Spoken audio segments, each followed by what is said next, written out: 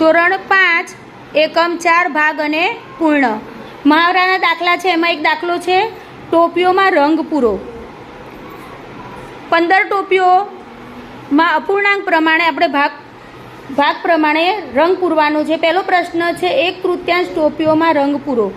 હવે 1/3 એટલે આપણે કેટલા ભાગ કરીશું? પહેલા 3 ભાગ કરીશું. કેટલા? 3.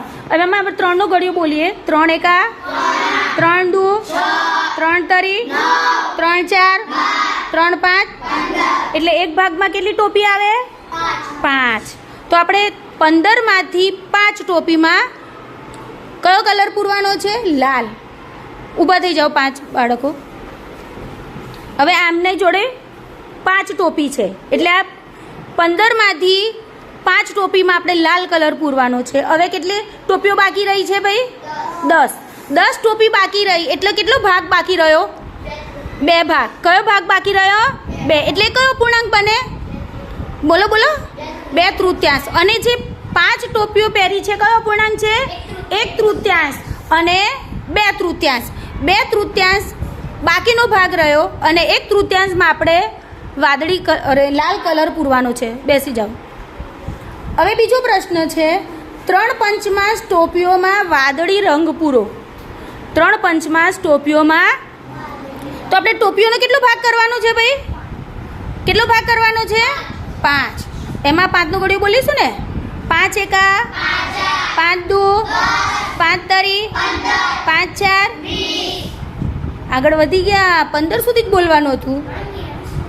5 એકા 5 દુ 5 તરી 15 એટલે એક ભાગમાં કેટલી ટોપી આવશે?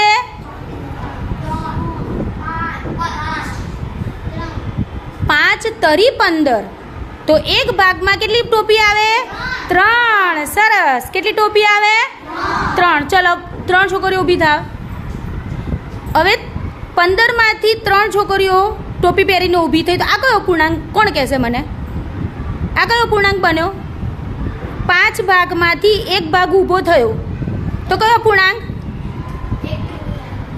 હે 5 ભાગમાંથી એક ભાગ ઊભો થયો છે 1/5. સરસ. બીજી 3 ટોપી વાળી બાળક ઊભી થાય. હવે આ કેટલા ભાગ ઊભા થયા? 2. તો આ કયો પૂર્ણાંક બન્યો? 2/5. એટલે કેટલી ટોપીઓ થઈ? 6. હવે ત્રીજો ભાગ ઊભો થાય. ચલો કેટલી ટોપીઓ થઈ?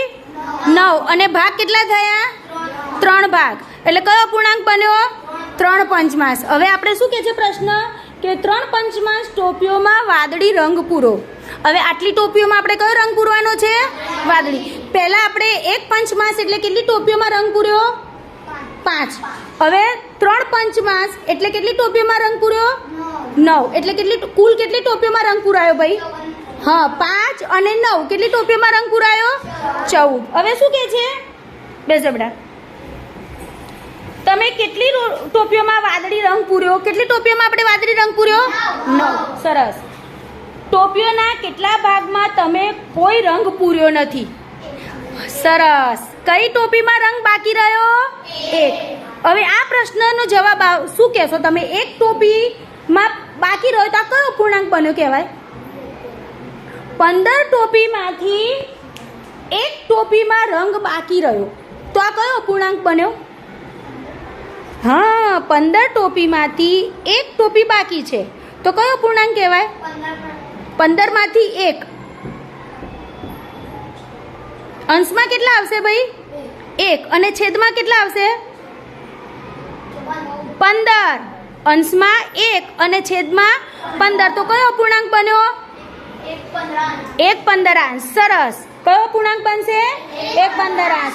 તો ટોપીઓમાં કેટલા ભાગમાં તમે કોઈ પણ રંગ પૂર્યો નથી? કયા ભાગમાં રંગ પૂર્યો નથી? 1/15. 1/15. હવે ખબર પડી ને?